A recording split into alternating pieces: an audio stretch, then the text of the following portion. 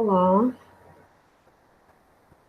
hoje estamos aqui mais uma vez, né, para apresentar uma nova temática aqui no Telesaúde. Para quem ainda não me conhece, eu sou a professora Luciana Protásio, sou pesquisadora do LAIS, da CEBIS, faço parte do núcleo Telesaúde do Rio Grande do Norte, Paraíba. E eu vou falar aqui com vocês hoje sobre a temática do feedback, né? É algo que é muito abordado, os conceitos de aprendizagem motora, que devem ser sempre abordados na prática terapêutica, né? No uso de exercícios terapêuticos. Isso deve ser considerado de maneira bem importante e bem detalhada, o que comumente não é feito. É feito de uma maneira mais generalizada, sem olhar as especificidades, o que se faz muito importante. Daí porque eu trouxe essa temática aqui para vocês, para a gente discutir. O meu contato está presente aqui nessa primeira tela e fiquem à vontade para fazer alguma pergunta ou trocar ideias posteriormente por e-mail, ok? Ou mesmo pela teleconsultoria, né, do Telesaúde. Então, nessa aula de hoje, nós vamos abordar o conteúdo, vai abordar o quê? O feedback, né, na aprendizagem motora, que é a base geral disso tudo aqui, da temática dessa aula, as fontes de feedback, tipo e papéis desse feedback, conhecimento de resultados e conhecimento de desempenho, como usá-los na prática terapêutica e a relação entre feedback e feed-forward. Vamos lá. Para feedback, então, assim, para falar de feedback, a gente precisa entender o que é que realmente significa feedback em termos de exercício, em termos de prevenção, em termos de reabilitação, quando se usa exercícios. Então, quando o indivíduo desempenha uma habilidade motora, há várias fontes de informação, várias fontes de feedback sobre o resultado de uma ação ou sobre o que causou esse resultado. Então, essa informação passada, recebida pelo indivíduo de diferentes fontes, que a gente vai discutir essas fontes mais adiante, é o que se chama de feedback. O que é importante também frisar aqui é um outro conceito, que é o conceito de habilidade motora. A habilidade motora não é exatamente a mesma coisa que movimento. É algo similar, porém, movimento existe uma variação no corpo humano, né, daquele segmento, daquele membro, né, o qual foi gerado o movimento, mas sem necessariamente uma meta definida. Já quando eu falo em habilidade motora, requer um movimento, sim, mas eu tenho uma meta definida, um objetivo definido. Exemplo, levante seu braço, é um movimento. Porém, levante seu braço para alcançar o copo que está no armário de cima. Tem uma meta definida daquele movimento. Você levantou um braço porque você precisa alcançar aquele copo que está na prateleira mais alta. Vamos adiante. Como fonte de feedback, nós temos o quê? O feedback interno e o feedback externo. A gente tem esses dois tipos de fonte.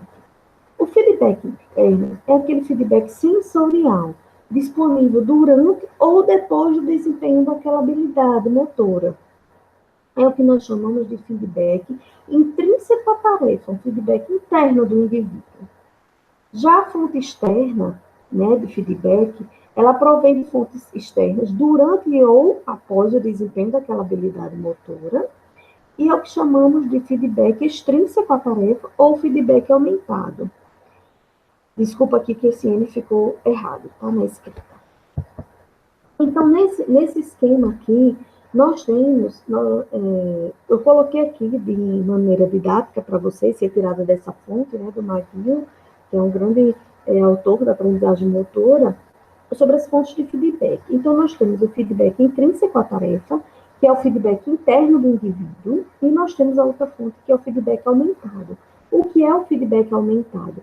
É o feedback externo à tarefa. É o feedback que não é do próprio indivíduo, que vem de uma fonte externa. Por isso que ele é também chamado de feedback aumentado, porque ele aumenta ele potencializa o feedback interno do indivíduo, feedback que já é intrínseco à tarefa que ele está realizando. Como feedback interno, nós temos o quê? Nós temos o visual, que é o comumente usado pelo ser humano, o auditivo, o proprioceptivo e o tátil. Nós temos basicamente esses 4 tipos. Em termos de feedback aumentado, de feedback externo à tarefa, extrínseco, nós temos o quê? Conhecimento de resultados e o conhecimento de resultados e o conhecimento de desempenho. Vamos defini-los. Como funções de feedback aumentado, desse feedback externo, nós temos a motivação, o feedback fornecido pelo terapeuta, fornecido por um outro indivíduo que não seja aquele que está realizando a tarefa, pode ter a função de motivá-lo. Para manter um aprendiz, entendam aqui, aprendiz, em aprendizagem motora a gente fala muito de aprendiz. Quem é o aprendiz? É aquele indivíduo que está aprendendo a habilidade motora, que está aprendendo aquela tarefa, ou reaprendendo. Pode ser um paciente, pode ser um indivíduo, pode ser um idoso, uma criança, etc. Ele é um aprendiz para aquela habilidade. Então, o feedback extrínseco aumentado, ele pode ter a função de motivar o aprendiz interessado ou naquela atividade, ou mesmo ele continuar se esforçando naquela tarefa. Pode ter a função de reforço também, que pode levar o aprendiz a repetir o mesmo movimento no futuro, né? E ele pode também ter o papel informativo, o papel de informação. Isso aqui é bem interessante, a gente vai discutir bem adiante, que é para corrigir o movimento ou mesmo reduzir os erros de execução daquele movimento, daquela tarefa. E ele pode servir como guia, que é para orientar o movimento em direção a uma meta, ou guiar o aprendiz à resposta mais apropriada, né? Como tipos de feedback, nós temos o quê? Ele melhora de feedback aumentado. Ele pode melhorar o feedback intrínseco, potencializando, né, de maneira positiva aquele feedback intrínseco, e ele pode acrescentar uma informação que aquele feedback interno não conseguiu alcançar, digamos assim.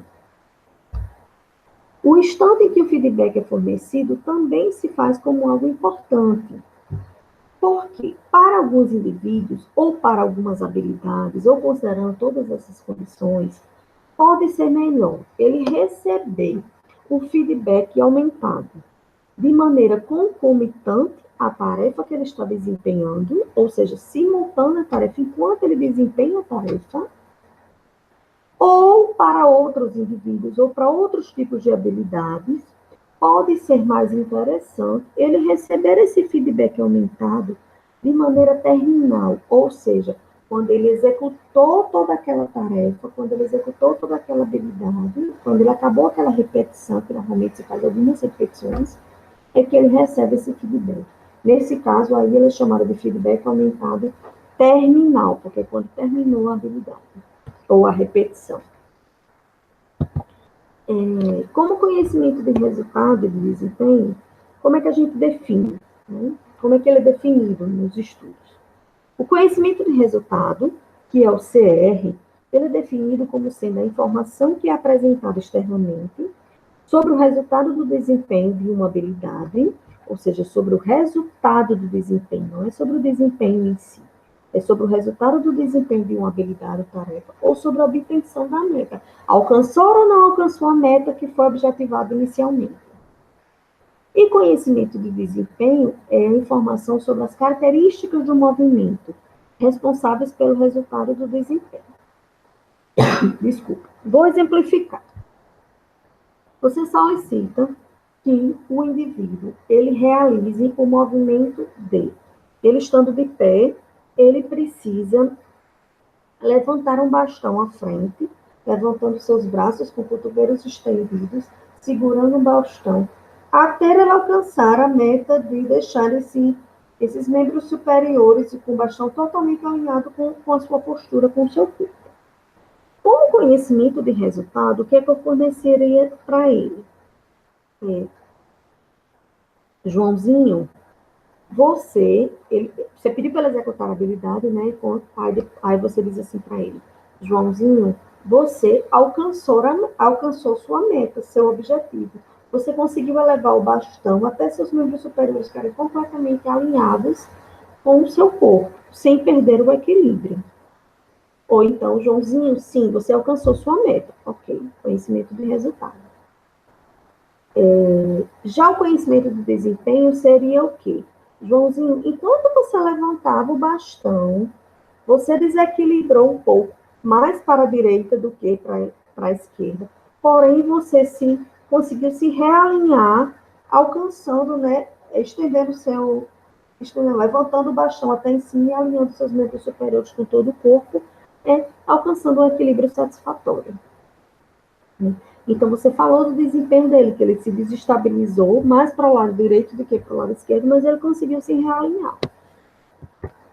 Ou seja, o conhecimento de resultados, ele difere do conhecimento de desempenho. Por qual motivo? Pelo conteúdo da informação que é passada para aquele indivíduo, ou para aquele paciente, para aquele aluno, para o aprendiz. Ou seja, comumente, na prática fisioterapêutica, nós fornecemos os dois ao mesmo tempo.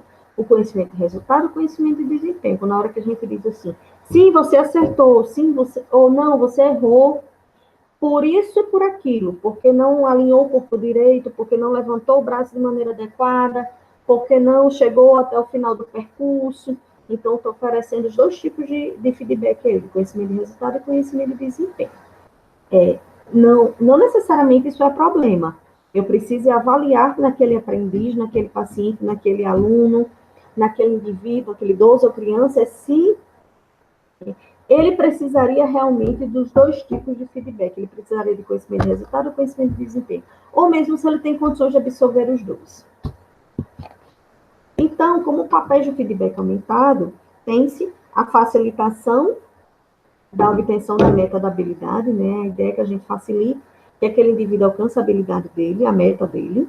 Motiva esse indivíduo a continuar se esforçando, ele não alcançou essa meta, mas vou dar feedback para ajudar a alcançar essa meta. E o relacional também, tem um papel relacional, de relacionar os comandos motores que ele está executando com a resposta que precisa ser alcançada, que precisa ser adquirida. Ou seja, vamos lá. O feedback aumentado, o feedback externo à tarefa, ele é essencial para a aquisição de habilidades? Pense aí. Será que aquele indivíduo, aquele seu paciente, toda vez que ele vai adquirir uma nova habilidade motora, ele vai reaprender uma habilidade motora, ele precisa de feedback externo? Ele precisa de feedback aumentado? Seja ele um paciente criança, seja ele um paciente idoso, seja uma mulher, um adulto jovem, um adolescente, um paciente com lesão neurológica, um paciente com alguma lesão uroginecológica, ortopédica, será que ele realmente precisa de feedback externo para a aquisição da habilidade dele, da nova meta dele, da nova tarefa? Ou será que ele precisa em alguns momentos? Ou será que ele precisa no início apenas, ou no final daquela tarefa? Né? Ou será que ele precisa em alguns dias, em algumas sessões e outras não? Vocês já pararam para pensar nisso? Reflitam sobre isso. Reflitam para cada paciente que vocês vão atender, para cada indivíduo que vocês vão fornecer o serviço de vocês. Será que realmente o feedback que eu ofereço para aquele meu paciente, ele não está falho? Ele está totalmente correto? Eu estou dizendo as coisas que eu preciso dizer?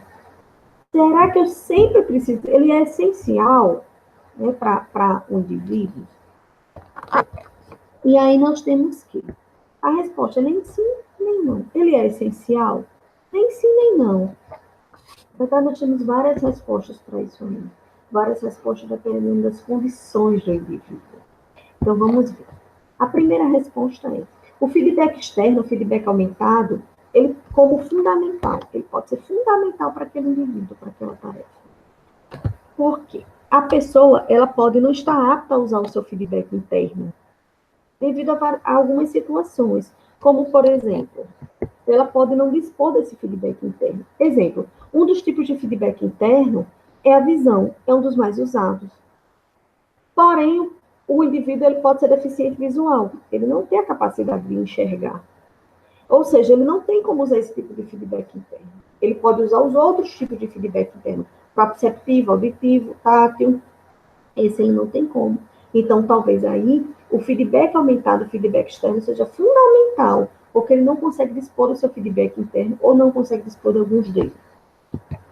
Uma outra possibilidade é aquele indivíduo, ele não pode usar o seu feedback interno porque ele tem trajetos sensoriais que estão indisponíveis, por alguma condição de saúde que ele tenha, por algum ferimento, como, por exemplo, uma condição de saúde como o caso de uma paraplegia, como o caso de lesões da medula. Então, ele não tem como usar, por exemplo, o trajeto sensorial do membro inferior, porque ele perdeu a sensibilidade tátil, ele perdeu a sensibilidade dolorosa, ele perdeu a proprioceptiva. Então, ele precisa ter um feedback externo para tentar suprir isso aí, né? E aí, esse feedback aumentado, ele pode ser essencial, pode ser fundamental. Uma outra situação é quando aquele indivíduo ele não consegue realizar o seu feedback intrínseco porque ele não tem experiência naquela atividade que ele vai executar. Digamos, um jogo de basquete. O indivíduo não é atleta, o indivíduo nunca viu basquete na vida, nunca treinou. Então, ele sabe a ideia geral, que tem que fazer cesta, né? A bola tem que entrar na cesta. Mas ele não consegue usar o seu feedback interno de maneira adequada. Ele está enxergando, ele tem a propriocepção e tudo, mas ele não consegue adequá-lo bem à tarefa que precisa ser realizada. Então, o feedback externo, o feedback aumentado, ele é fundamental para ele entender quais são os elementos importantes daquela habilidade, entender os objetivos daquela habilidade, de como alcançar aquele objetivo. Né? Então, aí sim, nessas situações, o feedback aumentado ele é fundamental. Outra resposta plausível é que o feedback aumentado ele pode não ser necessário. Quando o feedback aumentado ele não é necessário, é porque ele é redundante. Será que nós, da terapeuta com os nossos pacientes, não estamos sendo redundantes com o feedback fornecido para ele? Né? Será que tem algumas informações, como, por exemplo, informações do ambiente, que ele consegue captar pela sua percepção, pela sua visão, por outros sistemas internos, intrínsecos à tarefa, que mesmo assim, eu como terapeuta, estou dizendo para ele a toda hora, repetindo, por exemplo, que, ó, fulano, você vai ter que andar nesse caminho aqui, ó, na grama. Você nem vai pisar na calçada do lado direito, nem na calçada do seu lado esquerdo. Você vai fazer esse caminho mesmo sinuoso na grama. Então, ele começa a fazer esse percurso e aí ele vem e se desloca para a direita, essa parte, pisando a calçada, que você já tinha dito que não. E ele vai lá nesse percurso, quando ele está tendendo para a direita, ele nem pisou a calçada, você fica, cuidado, fulano, não pode pisar na calçada direita. Preste atenção que o percurso é sinuoso, né?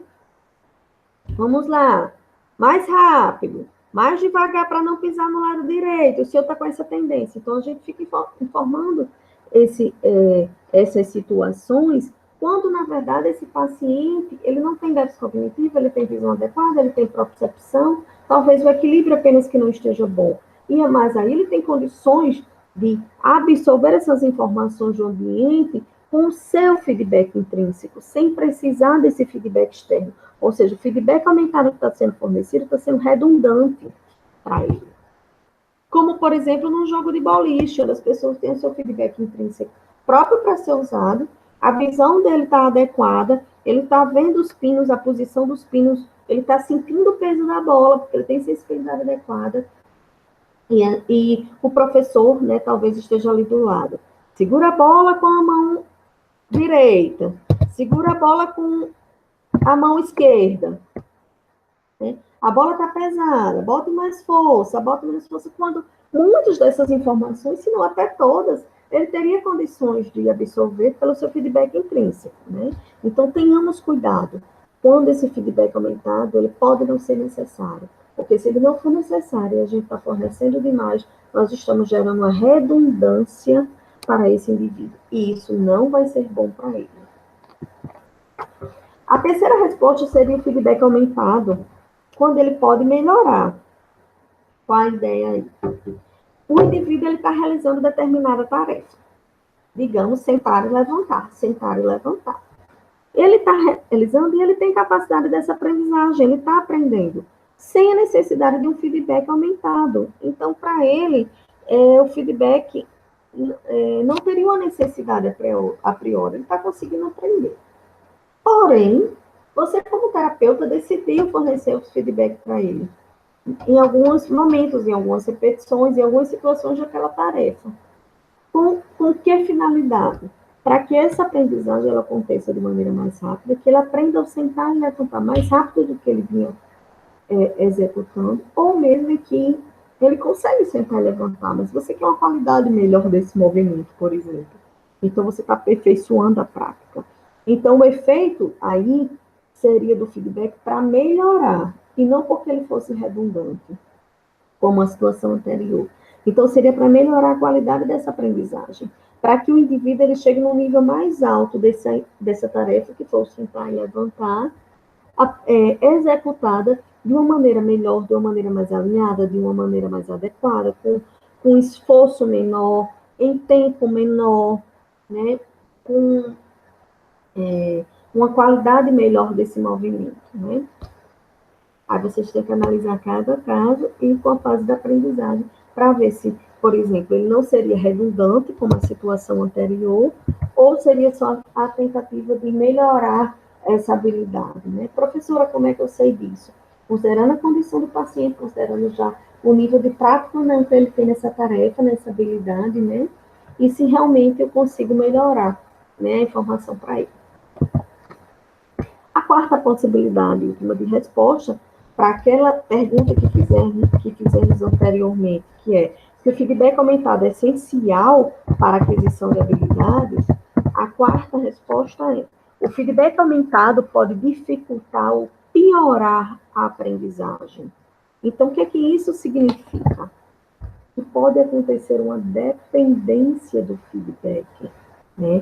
Aquele indivíduo pode ficar dependente da informação que o terapeuta passa para ele a cada tarefa, a cada repetição do treino que você está fazendo com ele de sentar e levantar. Você estabeleceu que você vai treinar 3 séries de 8.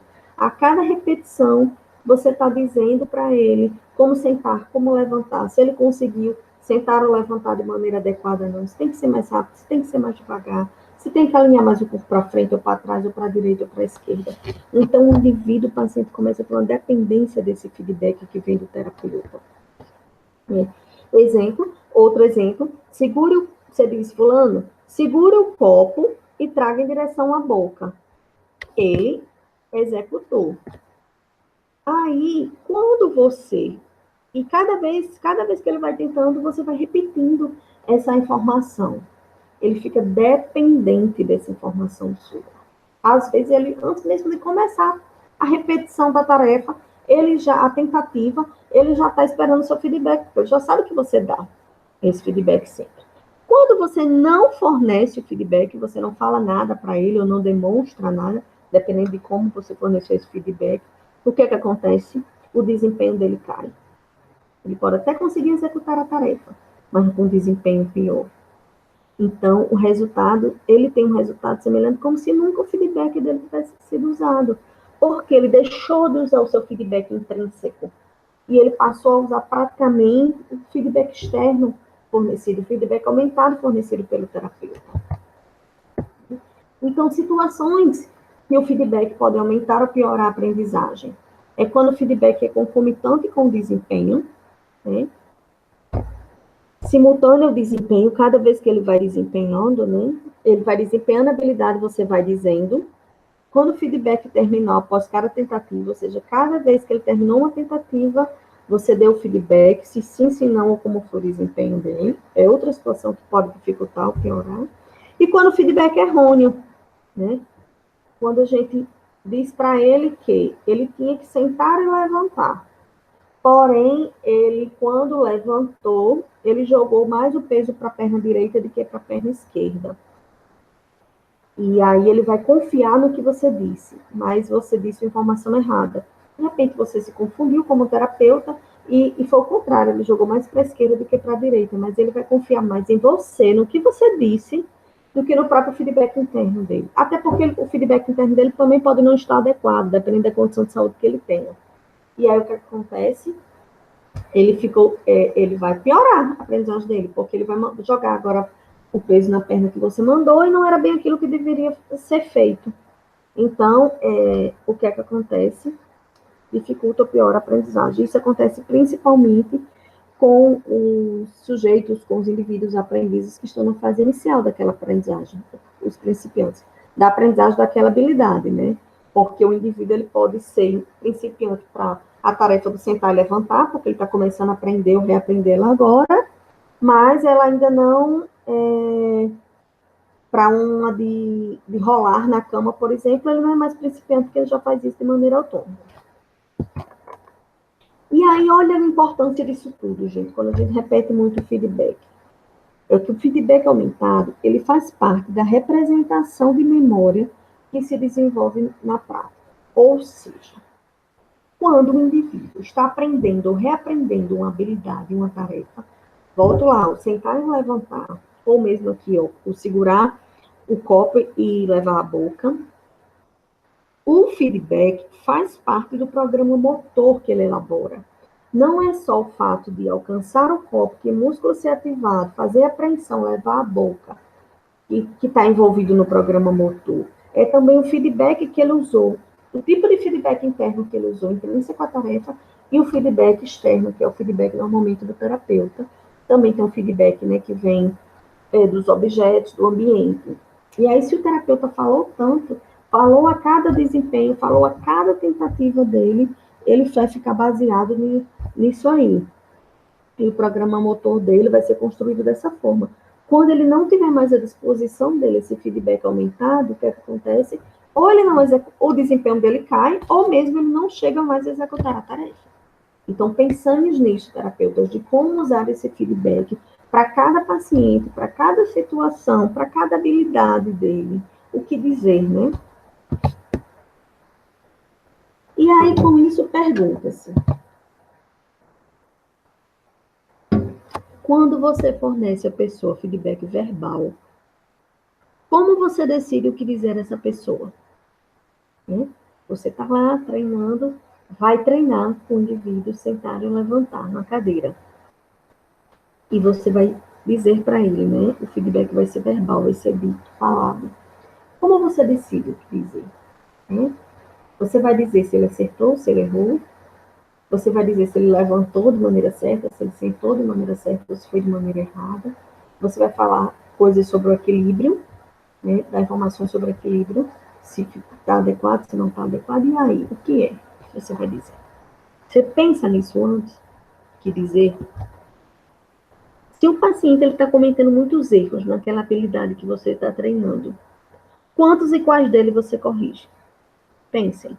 Vocês vão corrigir todos os erros que ele executou ali naquela atividade. Vocês vão se deter aos principais erros, aos erros mais evidentes. Né? Você vai selecionar apenas um erro, seja ele o mais evidente ou não. Ou você vai selecionar o erro para falar ou o acerto do início da habilidade, para ir na sequência. Como é que vai ser isso?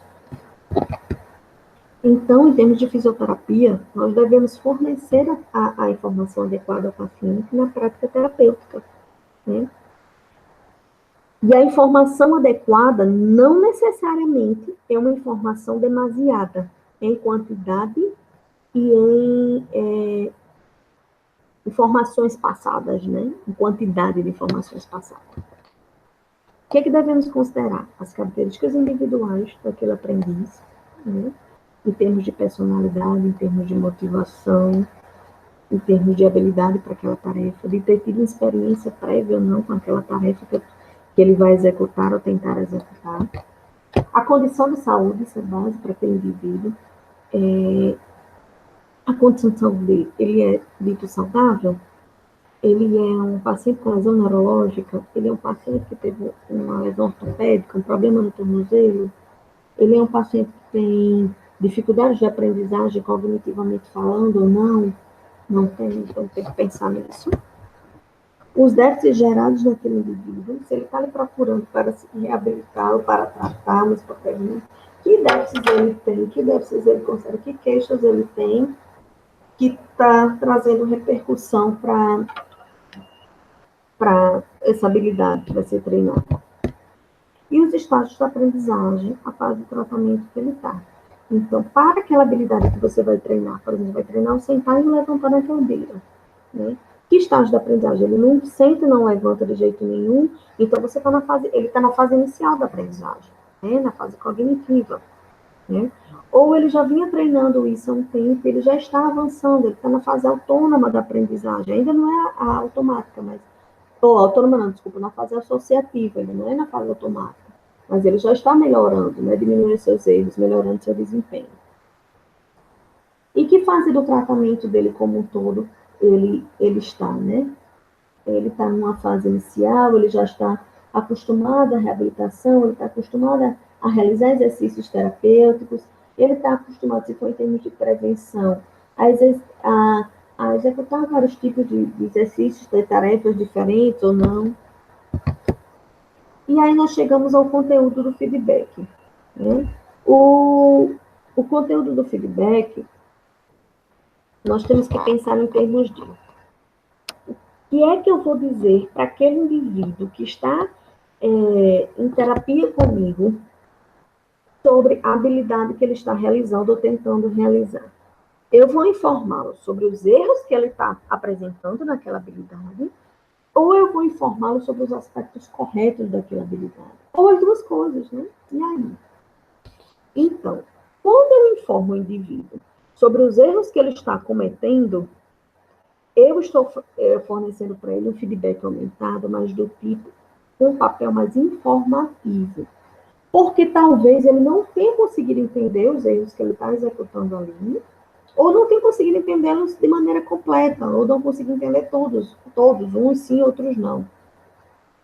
Quando eu forneço para ele aspectos corretos do movimento, você se levantou, Flaninho, de maneira correta, né? Você equilibrou bem o seu peso entre as duas pernas, então você acertou a forma de levantar. Então aí eu tenho mais um aspecto motivador, um papel motivador para esse indivíduo.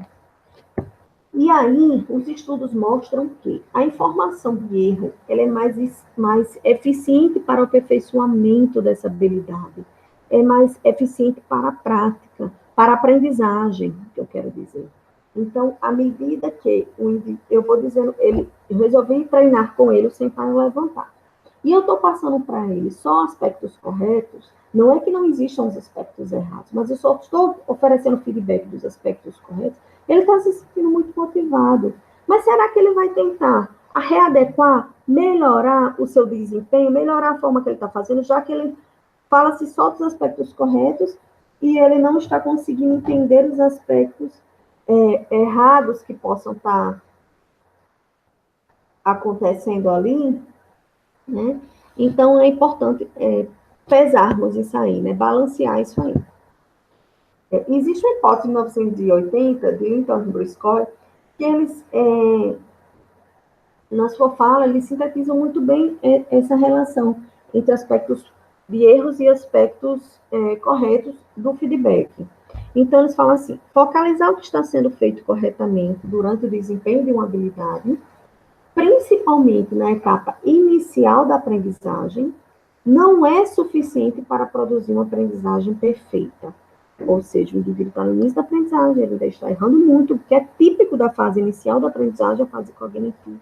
Mas se o terapeuta só fornece os aspectos motivadores, os aspectos corretos, não vai ser suficiente para ele chegar na aprendizagem perfeita. Ao contrário, a experiência que a pessoa possui em corrigir os erros, operando com feedback aumentado, baseado em erros, é particularmente importante para a aquisição de habilidades, né? Então, é aí, são os erros que fazem com que a gente melhore, né? Já se diz, né, de maneira geral, a sociedade, as pessoas já dizem de maneira geral, se aprende com os erros. Aqui a gente está falando de habilidade motora, de aprendizagem motora, mas se estender isso para a vida, a gente aprende com os erros. Os erros, às vezes, podem ser dolorosos, os erros podem ser difíceis, em algum momento pode até ser desmotivador para algumas pessoas, a forma como elas encaram, mas é o erro que nos informa as coisas que não estão adequadas e que onde a gente precisa melhorar. E se a gente não consegue melhorar sozinho, o feedback aumentado também tem que vir com essa informação. Que solução? Né? Por onde eu vou? Como eu faço? Eu posso estar entendendo que eu errei, mas eu posso não estar entendendo como melhorar. Então, isso é importante também para detectar no paciente. Ainda sobre o conteúdo do feedback, nós temos a situação que a escolha pelo objetivo da informação, né? Isso é o difícil. Informar para aquele meu paciente, no que focar, em que momento. Então, esse autor, em 1983, ele colocou como sendo a razão de 4 declarações baseadas no erro para uma baseada no desempenho correto. Como seria isso? Alguns estudos, já depois desse aí, mostram que é em torno de 4 e 5 a proporção para 1. O que se você estipulou, digamos, 3 séries de 10 repetições para treinar aquela tarefa com o seu paciente, na primeira você informa sobre o erro, na segunda você informa sobre o erro, na terceira você informa sobre o erro, na quarta também. Na quinta você já informa o que ele acertou. Vai ter erro ainda naquela quinta tentativa, mas aí você foca no aspecto correto. Na sexta, no errado, na sétima no errado, no oitavo no errado, na nona no errado, na décima você volta para o aspecto correto, para ter o papel motivador. Agora, o papel motivador, ele não pode se sobrepor ao papel informativo sobre os erros, porque é o erro que melhora a aprendizagem. A não ser em situações específicas que você possa estar passando com esse paciente, com esse indivíduo, de querer desistir da tarefa, de não se entender. Aí é algo que merece mais especificidade e talvez neste momento eu esteja precisando realmente do papel motivador para não desistir. Mas isso não deve ser uma constante. E aí, nós chegamos a um outro aspecto do feedback aumentado. Nesse feedback aumentado, a informação passada pelo terapeuta, ela deve ser qualitativa ou quantitativa? Qual a melhor? A qualitativa, aquela que é mais descritiva, mais subjetiva, que eu falo mais com o paciente descrevendo de maneira subjetiva, falando, né, mostrando até mesmo em vídeos, mas de maneira mais geral, ou algo mais quantitativo, algo que seja mais mensurável, que seja mais preciso, mais detalhado. Né? Qual que vocês consideram a melhor? Pensem aí, pensem na prática clínica de vocês, pensem no tipo de clientela que vocês atendem, que vocês reabilitam, recuperam, previnem. Seria uma clientela que é mais favorável a receber informações qualitativas ou seria uma clientela que poderia se beneficiar mais de informações quantitativas? Ou vocês nunca pensaram nisso? Só usam a qualitativa, por exemplo, ou só a quantitativa. É mais comum a gente usar a qualitativa, né? Será que vocês não pensaram? Será que, professora, eu pensei, porém, eu não tenho disponível uma informação mais precisa, mais quantitativa no meu ambiente de trabalho. Então, vamos pensar sobre isso também, de como trazer informação mais quantitativa para o seu ambiente de trabalho. Se você julgar que os seus pacientes podem se beneficiar mais dessa informação, né? Então, na verdade, entre usar a qualitativa ou a quantitativa, um desses dois tipos de feedback, o que vai depender é da etapa da aprendizagem em que o indivíduo esteja. Lembro mais uma vez, a etapa da aprendizagem, ela varia de tarefa para tarefa. Tem indivíduo que pode estar na fase cognitiva, na primeira fase da aprendizagem, para a tarefa de sentar e levantar de uma cadeira. Esse mesmo indivíduo, ele pode estar na fase autônoma, já, para o movimento de mudanças de decúbito, do rolar do decúbito lateral direito até o decúbito lateral esquerdo. Então, é o mesmo indivíduo, mas são tarefas diferentes, eles podem estar em etapas de aprendizagem diferentes, tá? Para eu decidir a melhor informação a ser passada, eu considero essa etapa, a etapa que ele está para aquela habilidade que eu vou treinar. E aí, com isso, nós temos o quê? Essa formulação qual e quanto, ela vem também sendo modificada, a disponibilidade dela, digamos assim, pelo papel da tecnologia, né? A tecnologia, cada vez mais, ela vem tomando conta, já tomou conta de nossas vidas, né? E ela vem sendo trazida, trazida também para a prática terapêutica, e, como é que eu diria? E essa disponibilidade dela varia, obviamente, com a disponibilidade de recursos, né, que existem em cada ambiente de trabalho, em cada instituição. Porém, essa tecnologia ela nos traz cada vez mais resultados, informações, digamos assim, mais precisas, informações mais quantitativas. Então, com isso, ela aumenta a disponibilidade de formas não verbais de conhecimento de desempenho. O indivíduo, ele tem que ter informação através do feedback aumentado. Por que ele não está conseguindo desempenhar bem aquela tarefa? O que é que ele precisa melhorar? O que é que não está correto no desempenho? E aí, o que é que acontece? Ele, muitas vezes, só tem essa informação de maneira verbal, do terapeuta, né? Do professor e etc. Mas a tecnologia vem trazendo isso de maneira não verbal, como, por exemplo, a gente pode ver na reabilitação com realidade virtual, onde o indivíduo ele não tem uma informação não verbal, ele fica olhando a tela, né, numa interação não imersiva, e nessa tela ele vai trazendo números de pontuação que ele está vendo, ele vai trazendo posições dos personagens que estão aqui do avatar que está na tela, se traz de outra maneira a informação sobre conhecimento de desempenho. O conhecimento de desempenho verbal, ele pode ser descritivo. Já o verbal, que é o que é mais comum para a gente usar, ele está sendo ainda o mais comum, né? Ele pode ser descritivo e prescritivo. O que muda aí é porque o descritivo é dizer literalmente como está sendo o desempenho dele, né? Se ele está levantando da cadeira de maneira adequada ou não, porque ele distribuiu mais peso do lado direito do que do lado esquerdo. E o prescritivo, ele já sugere uma solução para isso aí. Olha, o senhor está levantando da cadeira, botando mais peso na perna direita do que na esquerda. Na próxima vez, tente botar o seu braço como se você fosse jogar mais para o lado esquerdo, que o peso vai vindo mais para a perna esquerda e tenta o melhor alinhamento disso aí. É uma sugestão de melhora nesse desempenho que o prescritivo inclui. Uma outra forma que se tem também de fornecer conhecimento de desempenho é através de vídeo. Então, aí ele tem o quê? O nível de habilidade do indivíduo, né? Para assistir esses vídeos, o vídeo de uma tarefa que ele vai executar. As repetições, elas transmitem melhor certas informações, então você está vendo um vídeo de um indivíduo sentado levantado uma cadeira, que você vai treinar essa habilidade também.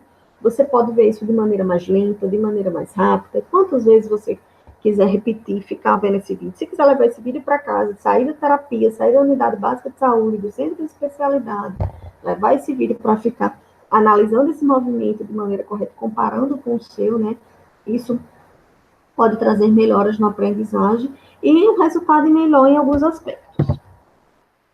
A cinemática em gráfico, ela é uma informação quantitativa, né, também, e aí ela pode, já mais detalhada, e aí ela pode trazer o que? Ela retrata graficamente as características cinemáticas do desempenho do movimento, com feedback aumentado, né, como? E, normalmente, quem se beneficia mais desse tipo de informação são pessoas mais experientes naquela habilidade. Aqui, essa figura foi de um artigo que eu tirei pacientes paraplégicos, e eles estão treinando, né, a propulsão na cadeira de rodas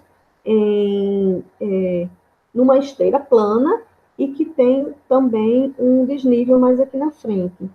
E, através de gráficos, eles veem que o seu desempenho deve se aproximar, como é que está sendo inicialmente, mas eles também têm que, com o tempo, ir melhorando. Eles têm um padrão que eles verificam lá na tela, um padrão adequado, que eles têm que aproximar do padrão.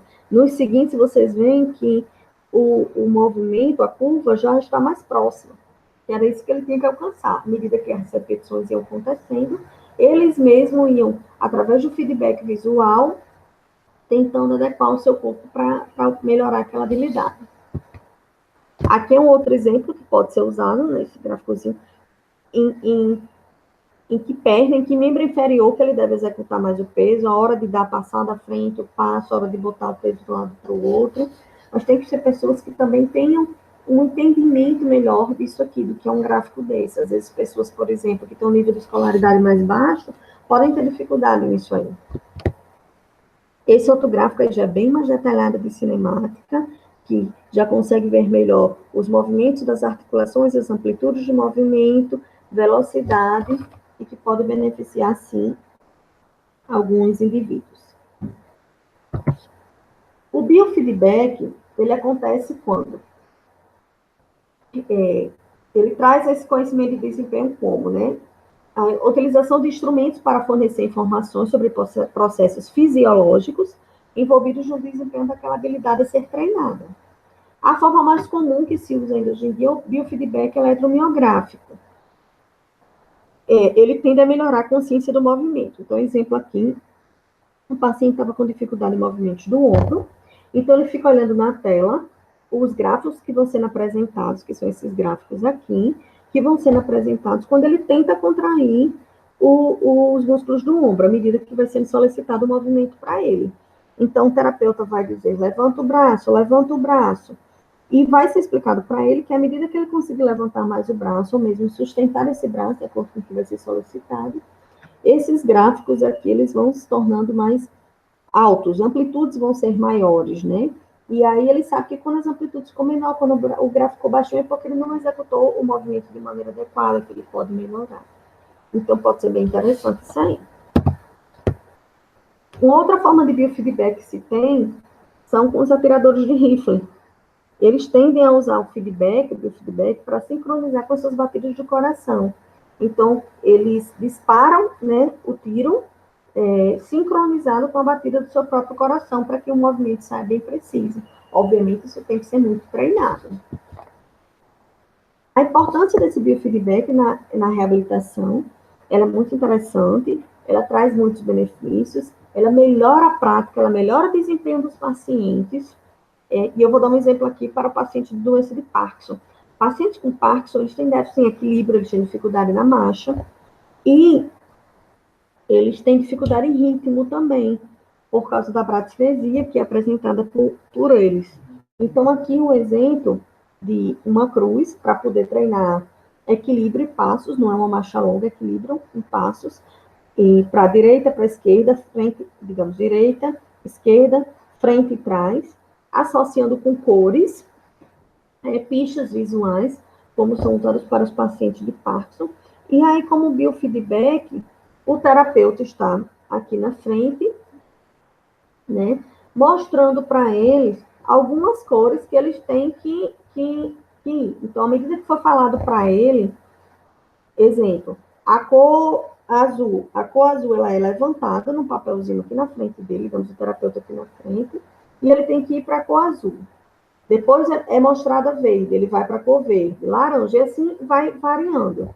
E ele tem que seguir isso aí, né? Então, o biofeedback para conduzir o desempenho daquele, um feedback para conduzir o desempenho daquele indivíduo, né? É uma forma adaptada que se trouxe aí. Ele pode usar também um biofeedback eletromiográfico, para o paciente que não tem déficit cognitivo, né?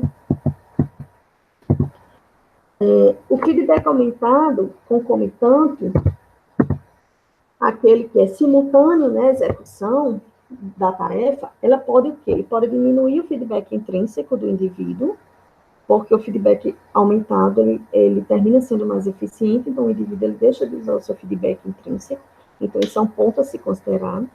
Ele melhora a qualidade de certos aspectos reguladores do contexto ambiental, por exemplo, o percurso quando ele é iluminado, o indivíduo ele não estava conseguindo usar os seus feedbacks internos de maneira apropriada para realizar o percurso. No momento em que o percurso ele é sinalizado, é um feedback externo que veio não do terapeuta, mas luminoso e que ajudou o paciente. Ele melhora a qualidade de certos aspectos do movimento, como é o caso dos exemplos de biofeedback citados. Eles têm essa finalidade. Porém, cuidado com a dependência, porque desvia a atenção do feedback intrínseco. Então, o feedback externo, O feedback aumentado, ele deve ser para beneficiar o paciente, para melhorar a sua prática, para melhorar o seu desempenho, para que ele alcance a meta objetivada inicialmente. Mas como ele vai ser aplicado pelo terapeuta, tem que ter muita cautela, tem que ter muito estudo, tem que ter uma boa avaliação desse paciente, para que em vez de eu ajudá-lo, eu torne ele dependente desse feedback, ou seja, em vez de eu melhorar o paciente, eu causei uma dependência para ele, né? Então, eu, terapeuta, tenho que ter muito cuidado com isso.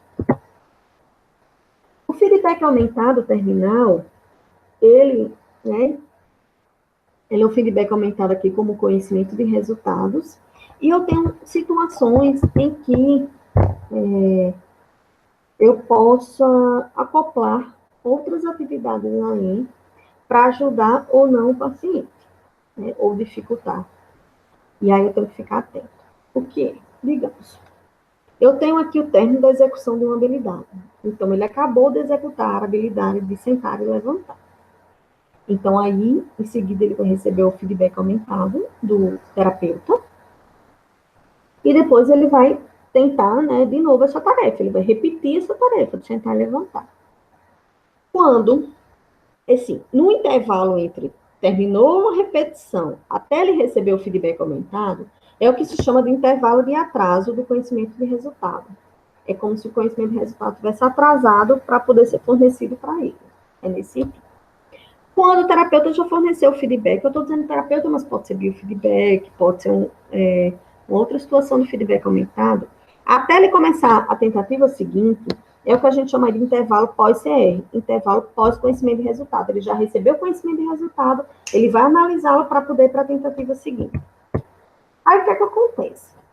Se entre, vou voltar ao exemplo, ele terminou a atividade de sentar e levantar, repetiu, e ainda não recebeu o feedback aumentado. E aí, eu coloco uma atividade simultânea que exija processos semelhantes, ou seja, era uma atividade motora que ele realizou, sentar e levantar. Então, aí eu vou colocar o quê? Uma atividade de rotação de tronco segurando o bastão. Também uma atividade motora. O que é que pode acontecer? Esse indivíduo pode ter a sua aprendizagem da atividade de sentar e levantar dificultada. Pode haver uma interferência nessa aprendizagem. Ele nem recebeu o feedback ainda se o sentar e levantar dele foi bom. Ele já foi para outra atividade e aí isso pode gerar uma confusão. Então, tem que ficar atento a isso aí. Terminou aquela habilidade motora, forneceu o feedback aumentado, caso ele precise mesmo, para poder inserir outra atividade. Quando uma outra atividade, nesse intervalo pós-CR, ou seja, ele já recebeu o feedback aumentado do sentar e levantar, mas ele ainda não começou a tentativa seguinte. E aí, neste intervalo aqui, pós-CR, eu insiro uma atividade cognitiva, eu posso prejudicar a aprendizagem. Por quê? Ele realizou o sentar e levantar, terminou. Ele recebeu um feedback aumentado sobre como foi o resultado dele, né? Sobre o sentar e levantar, se foi correto ou não. O que é que ele vai fazer aí? Ele vai parar e ele vai analisar. Fiz correto, não fiz correto mesmo? Por quê? Como foi? O que pode melhorar? Ele vai fazer essa análise. Uma análise cognitiva. Se neste momento eu insiro para ele outra atividade cognitiva, vai dizer nome de cores, vai dizer nomes em inglês, o que é que vai acontecer? Ele não vai parar para analisar o sentar e levantar, ele não tem condição de fazer as duas coisas ao mesmo tempo. Então, isso dificulta a aprendizagem do sentar e levantar, porque vai haver uma concorrência. Então, tem que ter atenção a isso aí. Quanto à frequência absoluta e relativa, o que é? A frequência absoluta é o total de vezes que o feedback aumentado é fornecido, o número de tentativas, né? Claro. E a frequência relativa é a porcentagem de vezes que o feedback aumentado é fornecido para o mesmo número de tentativas, só que agora em porcentagem. O que é que eu quero frisar aqui, na verdade, com vocês? Esses termos, porque vocês podem ver em algum estudo, em algum artigo que vocês forem ler, né? E a frequência relativa, ela deve ser menos que 100%, porque se ela for igual a 100%, ou seja, se ela for fornecida a cada tentativa, vai se criar uma dependência desse feedback. Essa frequência relativa, ela pode o quê? Gerar uma sobrecarga na atenção, na capacidade de atenção do indivíduo, né? E a hipótese da orientação é que desenvolve a dependência devido à disponibilidade do feedback aumentado. Mesmo que você tenha condição de usar o seu feedback intrínseco, se você está recebendo feedback aumentado a toda repetição, você não vai usar o seu intrínseco. E aí termina causando a dependência. E nós temos que ter muito cuidado na reabilitação. Muito. Principalmente quando o paciente está em fase inicial da aprendizagem, que a gente tende a ter oferecer muito feedback aumentado, ou então com pacientes idosos ou neurológicos, ou mesmo às vezes crianças. Então, temos que dar liberdade para o nosso paciente, o nosso aprendiz, usar o seu feedback interno. E ele só tem essa oportunidade se em alguns momentos a gente não fornecer o feedback aumentado, se a gente ficar caladinho e deixar ele processar o feedback dele. A frequência, ela pode ser regulada pelo indivíduo. Isso vai de acordo com a personalidade daquele indivíduo, da motivação, do poder crítico que ele tem para aquela habilidade, e também se ele não tem nenhum déficit cognitivo. Porque se ele tiver déficit cognitivo, ele não vai ter condições de fazer isso. Que é o quê? Ele pedir ao terapeuta. Você deixa ele fazer a habilidade, a repetição, ele executou e você não disse nada, você está deixando ele usar o feedback interno dele. Se ele não se achou capaz com o feedback interno dele, analisar adequadamente aquela atividade, o que é que vai acontecer? Ele vai dizer, agora me diga, eu acho que eu errei nisso, mas foi isso mesmo? Foi só. Aí é que ele solicita do terapeuta, ok? E nós temos também a questão de usar um feedback aumentado, né, resumido. Por quê? Nós temos que respeitar os limites de assimilação do indivíduo. Por exemplo, pacientes com déficit cognitivo, pacientes com Parkinson, com demência, pacientes com Alzheimer. Não adianta você fornecer para ele feedback. Pode estar totalmente correto o seu feedback aumentado, mas ele está tão detalhado, ele está passando tantas minúcias, que o paciente não vai ter condição de assimilar todas elas. Então, você está passando em vão. Ou pior, você pode estar confundindo. Então, é melhor você se deter nos principais elementos da tarefa, nos principais erros daquele paciente e focar e dar informação mais resumida, mais direta para ele. Esse estudo aqui, eu botei nas referências também, está aqui como referência para vocês. Ele fala sobre o conhecimento de desempenho e aprendizagem motora. É um estudo antigo, de 2003, mas é um estudo base, ele traz muitas informações interessantes nesse sentido, né? Bem didático. Fica a dica. Para a gente encerrar, nós temos aqui as formas diferentes de se instruir. E aí eu vou jogar uma outra informação nova para vocês. Quem sabe a gente entra com outra web depois para falar mais disso. Que é o feed forward. Desculpe aqui estar com hífen, mas não se usa o hífen, tá? Nessa palavra. Então, a gente falou muito de feedback, de feedback, de feedback. Feedback é o quê? É o passado. É uma análise sobre o passado. É uma recomendação sobre o passado, sobre o que já aconteceu. Ou seja, uma reavaliação da prática que foi feita pelo paciente, da tentativa que ele tentou, da tentativa que ele executou, da habilidade que você sugeriu, sentar e levantar, andar, correr, levantar o braço para tocar em uma barra. É sobre isso. Então, é sobre as tentativas passadas. E, normalmente, ele acontece nas fases iniciais da aprendizagem, ou seja, fase cognitiva e fase associativa. É quando deve acontecer o feedback. Quando o paciente já entra na última fase de aprendizagem, que é a fase autônoma ou automática, ele já está habilidoso naquela tarefa que você ensinou, que você ajudou, que você auxiliou, que ele treinou muito, né? Ele já está habilidoso.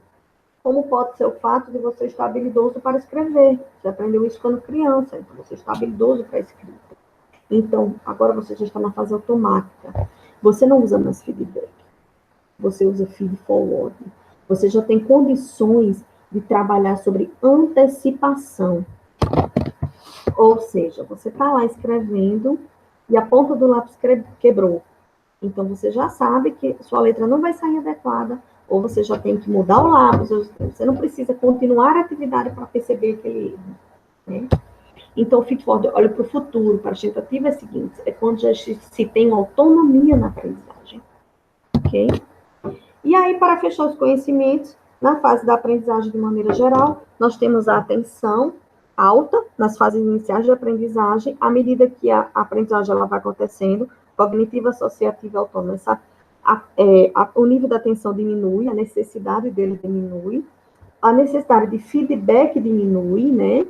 E aí nós temos o que é que aumenta? Aumenta o feed forward, aumenta a capacidade de antecipação daquele indivíduo para aquela tarefa. Aumenta o hands-off. O terapeuta não precisa mais estar tocando, não precisa estar tão atento, não é nem estar tão atento, não precisa estar tão em cima do paciente, ele não precisa estar fornecendo tanta informação para ele, porque ele já tem capacidade para aquilo ali, o indivíduo. E ele pode ser capaz de realizar já o quê? Dupla tarefa, tarefa motora e cognitiva ao mesmo tempo. Por quê? Porque a tarefa motora dele já não está exigindo tanta análise cognitiva, então ele pode associar com a tarefa cognitiva. E relembro que todo esse processo aqui, ele sofre interferência do sono, da capacidade do indivíduo dormir de maneira adequada, para fazer uma vigília no dia seguinte de maneira adequada e favorecer a sua memória, favorecer o seu aprendizado, favorecer as suas habilidades de maneira geral. Algumas referências, as principais que eu usei aqui para essa web, né? Fica a sugestão aí para vocês. E muito obrigada. Até uma próxima.